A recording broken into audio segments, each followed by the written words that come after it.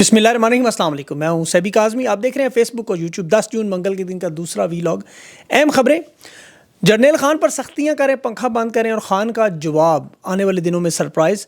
نورین خان نے آج عمران خان کو کیا خاص پیغام پہنچایا؟ عمران خان کے 2 بڑے اعلانات اور پھر بڑا حکم بھی آیا۔ فیلڈ مارشل کا امریکہ میں دورے کی وجہ اور عمران خان کی احتجاج کی حمایت۔ کیا یہ دورہ منسوخ ہوگا احتجاج کی وجہ سے؟ یعنی 12 تنظیموں کا احتجاج ہے، اور اس کے ساتھ ساتھ لندن بڑا مرکز نگاہ بنا۔ تحریک انصاف کے رہنماؤں کی اہم تقریب میں بڑی ملاقاتیں بھی ہوئیں۔ علی مین گنڈا پور کی اڈیالہ میں ملاقاتیں کس نے کروائیں؟ یہ بھی ایک نام سامنے آ رہا ہے بڑا عجیب سا۔ اور بجٹ بھی پیش ہوا آج، عام آدمی کی کھال اتاری کی۔ ایک طرف 9 کروڑ کی وزیر اعظم کی گاڑیاں، اور دوسری طرف لیلے کی تصویریں، اور اس کے ساتھ اوورسیز ٹھگ 1000 ارب پاکستان لانے والا دبئی میں ذلیل و خوار۔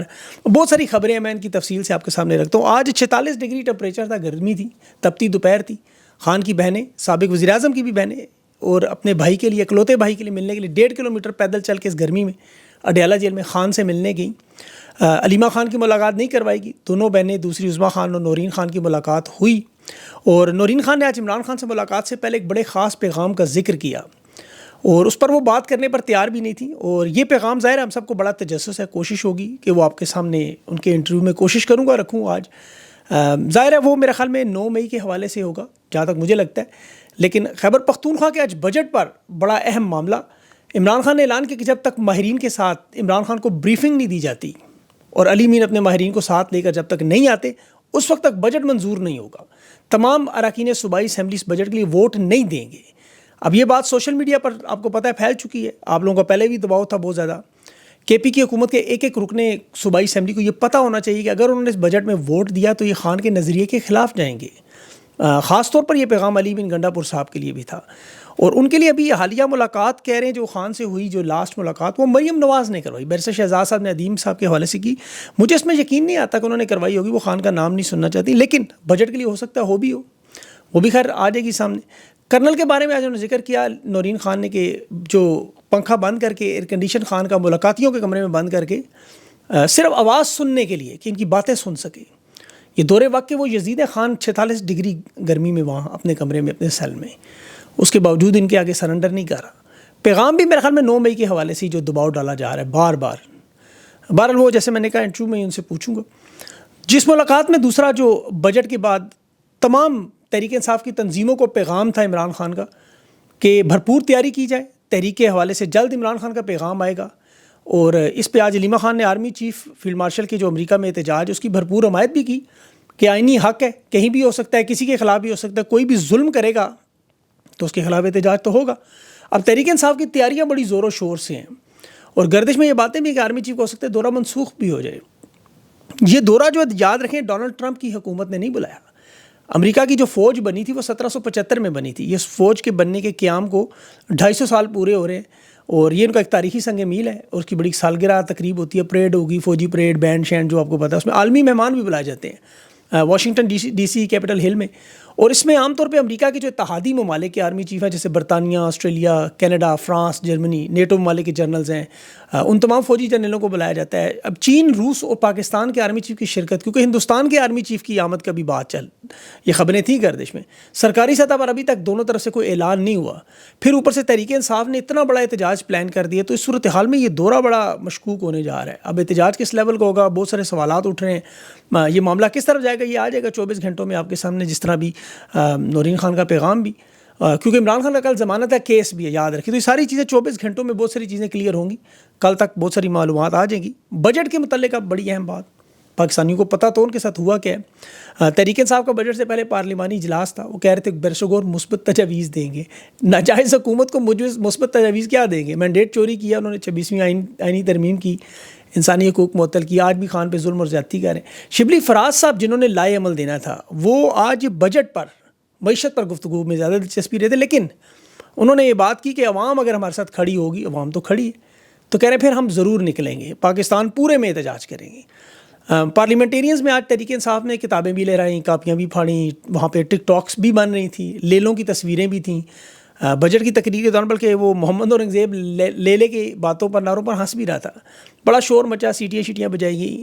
اس سے اچھا اور پاورفل احتجاج اسمبلی سے باہر اساتذہ اور سرکاری ملازمین نے کیا ہے، اور ان کا احتجاج اس لیے بھی اہم تھا کہ یہ ریڈ زون میں تھا، مہنگائی اور تنخواہوں میں اضافے کے لیے یہ تو پارلیمنٹ کے اندر کر رہے تھے، وہ پارلیمنٹ کے باہر ریڈ زون میں کر رہے تھے، اور پھر حکومت نے ان کی 6% تنخواہوں میں اضافہ بھی کیا، 6% صرف، مطلب 100 روپے آپ کما رہے ہیں تو 6 روپے بڑھ جائیں گے، اس پہ 12 روپے ٹیکس ہے۔ آج جو قومی اسمبلی میں 2 نمبر حکومت نے، فارم 47 نے، یہ 2 نمبر مینڈیٹ ہے، آپ کو پتہ ہے، 2 نمبر عہدوں پر آئے ہوئے لوگ ہیں، 2 نمبر وزیر مشیر ہیں، 2 نمبر وزیر اعظم ہیں، 2 نمبر وزیر خارجہ خزانہ، 2 نمبر ہی کا ہی ہیر پھیر کر کے 2 نمبر بجٹ تھا، 2 نمبر اسپیکر صاحب بھی تھے یاد صادق، 2 لاکھ کی انہوں نے تنخواہ اپنی 13 لاکھ کروائی ہے ابھی 2 نمبر طریقے سے حج کر کے بھی آئے، حج کرنے کے بعد سے نور آتا ہے، لیکن اللہ معاف کریں، ان لوگوں کی شکلیں آج کے بعد دیکھیں، ان کے چہرے ایسے لگتا ہے جیسے معاف کیجیے گا، نور غائب ہو گیا ہے۔ اب یہ ناجائز حکومت پر کرپشن سے بیٹھے ہوئے ہیں، آپ کو پتہ ہے 12 کروڑ 45 لاکھ لوگ غربت سے نیچے ہیں، اور ان کی تنخواہیں 650%، 450% بڑھ چکی ہیں۔ عمران خان کی جب حکومت آئی گی تو آپ کو یاد ہوگا 2019 کی تاریخ میں پہلی مرتبہ تمام وفاقی وزراء، مشیر، معاونین، سب کی تنخواہیں 10% کم ہوئی تھیں، 10% کم، ان کی 600 بڑھ گئی ہیں، 600%۔ تو آج خان تو یاد آ رہا ہوگا، کوئی رجیم چینج آپریشن کے ثمرات انہیں بھی یاد آ رہا ہے، یہ ناجائز نااہل لوگ جو معیشت کی تباہی بربادی کر رہے ہیں، بجٹ میں زراعت، انڈسٹریز، ہر چیز انہوں نے تباہ کر دی ہے۔ اس کو ٹھیک کرنے میں آپ کو کم از کم 7 سے 9 سال لگیں گے، یاد رکھیں، یہ تیسرا سال ہے مسلسل ناکامی کا۔ 5 لائنوں میں بجٹ کا آپ کو ترجمہ کروں، 5 لائنوں میں، ٹیکس کی آمدنی کا تخمینہ جو لگایا گیا وہ 19,000 ارب کے قریب ہے، صوبوں کو دینے ہیں انہوں نے 8,000، سود میں دینے ہیں انہوں نے 8,000، اور 2,250 ارب دفاع کے لیے، باقی ریلیف سبسڈیز کے لیے 1 ارب 1186۔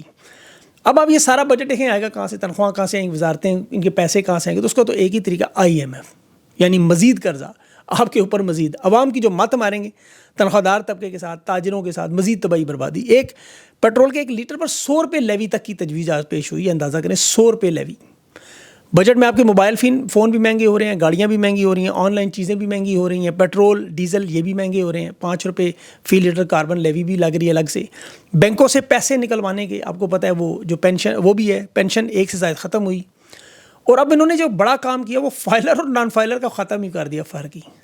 اب آپ باہر سے زیادہ پیسے نہیں بھیجیں گے تو پھر آپ کو 14 اگست کو ایک تمغہ ملے گا، تمغہ۔ سرکاری ملازمین اور تنخواہ دار طبقہ جو ہے وہ ان کے سادہ حالات دیکھیں تو تنخواہ دیتے ہیں یہ لوگ تو پہلے حکومت ٹیکس کاٹ لیتی ہے، اور تنخواہ لینے کے لیے انہیں بینک جانا پڑتا ہے، وہاں بینک والوں کو الگ چارجز، سروس چارجز، ATM سے الگ چارجز، 1 لاکھ نکلوائیں گے 1200 روپے وہاں سے کٹ جائے گا۔ اب تنخواہ دار طبقے کے لوگ، عام لوگ جب راشن خریدنے گھر کے لیے سبزی، دال، چاول کے لیے جائیں، وہاں جنرل سیلز ٹیکس لگ جائے گا۔ کوئی بڑی چیز آپ نے خرید لی جمع کر کے، تھوڑے بہت گاڑی، مکان وغیرہ، تو سالانہ ٹوکن، سالانہ ٹیکس لگا، بچے گا اب کیا پیچھے۔ اب آپ دیکھ لیں، جو سن رہے ہیں تنخواہ دار لوگ وہ خود ہی کمنٹ لکھ کے بتا دیں۔ اس تنخواہ دار طبقے سے پھر بھی 11 مہینوں میں 600 ارب FBR نے وصول کر لی ہے، اور تاجروں سے دوسری طرف، کیونکہ شریف خاندان تاجر ہے، صرف 65 ارب۔ یعنی تنخواہ دار طبقے کا اور تاجروں کا ٹیکس کے معاملات میں آپ فرق دیکھیں تو 9 گنا زیادہ ٹیکس آپ لوگوں نے دیا، 9 گنا زیادہ ٹیکس یہ تنخواہ دار طبقے نے دی ہے۔ آپ اندازہ کریں ذرا، اور تاجر دوسری طرف، ان کی ذرا میں آپ کو تھوڑی سی بتاتا ہوں، ان کے ساتھ جو تباہی اور بربادی کا کھیل ہو وہ بھی ذرا سن لیں غور سے۔ تاجر آپ کو پتہ ہے بزنس کرتے ہیں، کاروبار کرتے ہیں، باہر سے چیزیں منگواتے ہیں، سارا سامان، جو بھی ان کی جو تجارت کا ایک سسٹم ہے، ایک بنا ہوا ہے، ظاہر ایک نظام بنا ہوا ہے۔ اب اس میں کچھ لوگ امیر بھی ہو جاتے ہیں، کام بھی کرتے ہیں، جیسے اوورسیز پاکستانی کوئی انویسٹمنٹ کرتے ہیں، کوئی اپنے بندے کے پیسے اکٹھے ہوتے ہیں، اب وہ کوئی کام کر کے اگر تھوڑے زیادہ پیسے غلطی سے کما جائے، جیسے فائبر پہ لوگ کام کرتے ہیں، آپ کو پتہ ہے بہت سارے ان کے اوورسیز کانٹریکٹ ہیں، انہیں پیسے مل جاتے ہیں، اب وہ لوگ بیچارے ان کے ظلم و ستم سے، حالات سے ملک سے بھاگیں گے، برین ڈرین جسے کہتے ہیں۔ پڑھے لکھے لوگ، باصلاحیت لوگ، جن کے پاس پیشہ ورانہ صلاحیتیں ہیں، جو افرادی قوت ہے آپ کی، وہ ٹیکسز کا سب سے زیادہ سامنا کریں، اور وہ چاہتے ہیں یہاں سے بھاگ جائیں۔ اب بزنس مین، تاجر لوگ اگر 1 سال میں 1 کروڑ روپے، پورے سال میں 1 کروڑ روپے اگر کمائیں تو اس کے اوپر 10% سرچارج ہے، یعنی 1 کروڑ پہ جو سرچارج 10%، اور ان کا مزید جو لگا ہوا 27 لاکھ روپے ٹیکس بنتا ہے۔ یہ دنیا کے ترقی یافتہ ممالک میں ہوتا ہے جہاں آمدنی بہت زیادہ ہو۔ اب یہاں 1 کروڑ جو کمائے گا وہ بتائیں اس کا دماغ خراب ہے، انہیں 27 لاکھ ٹیکس بھی دے گا، پھر ان کی بدماشی بھی، فسطائیت بھی، ظلم بھی برداشت کرے، وہ ملک سے بھاگ جائیں گے، دبئی چلے جائیں گے، 0 ٹیکس ہے، تمام سہولتیں ملیں گی۔ وہ کیوں اپنے ٹیکسز کے بلاول کو نئی گاڑیاں دلوائیں، مریم نواز کی سرجریوں کے پیسے دیں، زرداری کے گھوڑوں کا چارہ نکالیں، یا نواز شریف کے فلیٹ مزید ایون فیلڈ میں خریدیں، شہباز شریف کو دورے کریں، ان کا دماغ خراب ہے، اسی لیے آپ یہ نہیں کریں۔ آپ دیکھیں بلاول زرداری اور ان کو کی کارکردگی دیکھیں جن کے لیے آپ کر رہے ہیں، یہ مہنگی ترین گاڑیاں، کمزوری کی ادویات استعمال کر کے کمزور ہو کے جو بلاول نانا جیسی اداکاری کر رہے ہیں، دیکھیں ان کی ناکامی ابھی یہ گیا باہر دنیا میں پاکستان کا موقف پیش کرنے۔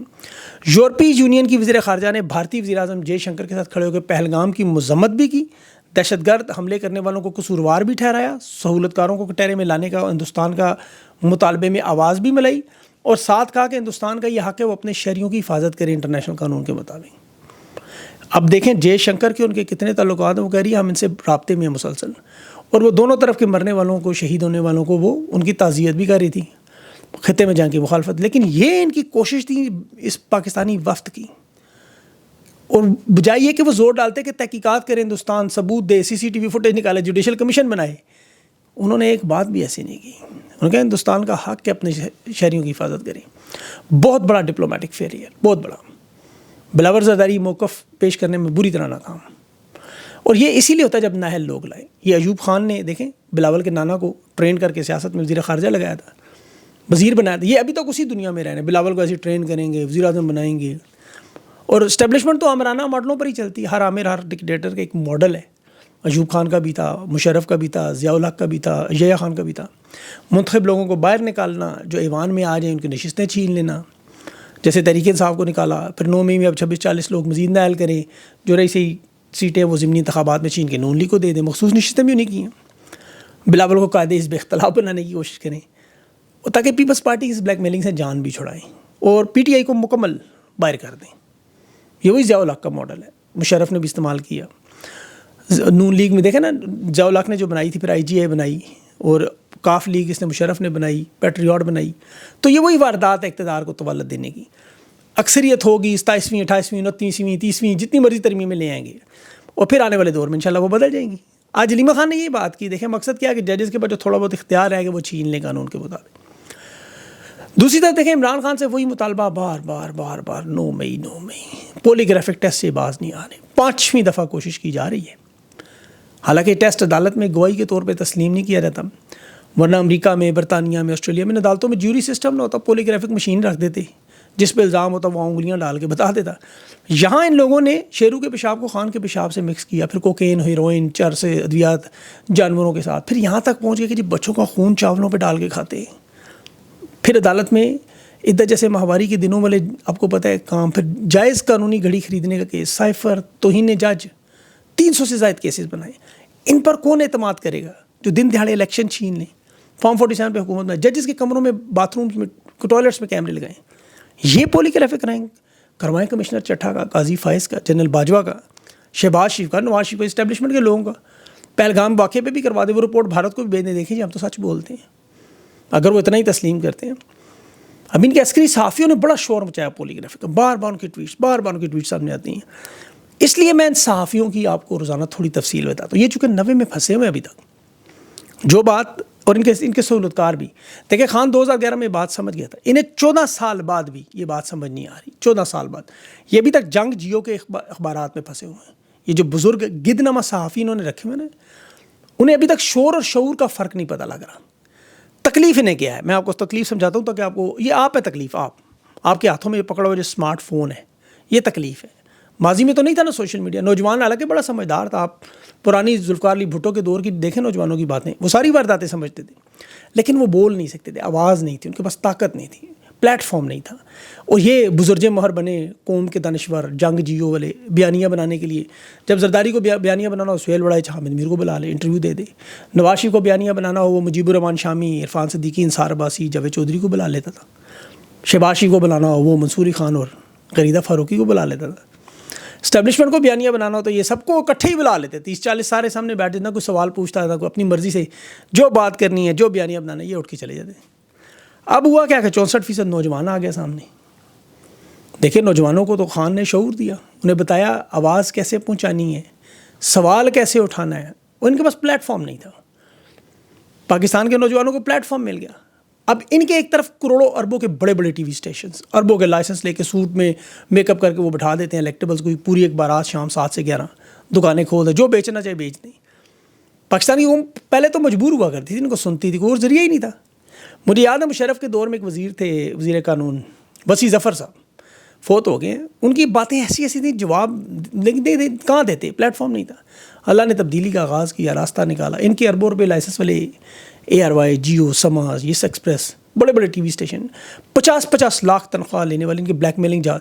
آپ اندازہ کریں پاکستانی صحافیوں کے پاس جہاز تک تھے اپنے، اندازہ کریں ان کا مقالہ ہم جیسے عام استاد کالج اسکولوں یونیورسٹیوں میں پڑھانے والے صحافت کی ڈگری لی اور سیکھا پڑھا, اللہ نے مدد کی, آپ جیسے نوجوان جڑ گئے الحمدللہ. اب 4-5 ہم جیسے سوشل میڈیا پہ صحافیوں کی ویورشپ ان سے زیادہ ہے, بند بھی کر لیا, بین بھی کر لیا, فائر وال بھی لگا دی, چینلز بھی بین ہے, اللہ مدد کر رہے ہیں. یہ شعور رکھنے والے پاکستانی موجود ہیں جو اپنے اپنے کام سے, ان کے منا بھائی, غریدہ فاروقی, جاوید چودھری, سہیل وڑائج, یہ سارے کامران شاہد و جتنے, ان کا بیانیہ دیکھ لیں آپ, اور اللہ کی مدد سے آدھے گھنٹے میں دھو کے کپڑوں کو بالکل دیوار کی طرح سے ٹانگ دیتے ہیں, اس طرح ٹانگ دی جاتا ہے انہیں اب اور پاکستانیوں کو ان کے شعور کا لیول بھی چل گیا. یہ اس قابل نہیں تھے سانڈے کا تیل, جنسی ادویات, سر کے بالوں کو گرنے کا علاج, پانی پینے کا, مہنگائی نہ ہونے کا, ککڑوں بلنڈر مارنے, عورتوں کے خواتین کے ٹوائلٹ میں جا کے ایک دن جیو کے ساتھ پروگرام کرنے والوں کو جب آئینہ دکھایا تو یہ ابن صفی جنگلوز کے ناولوں سے نکلے باہر.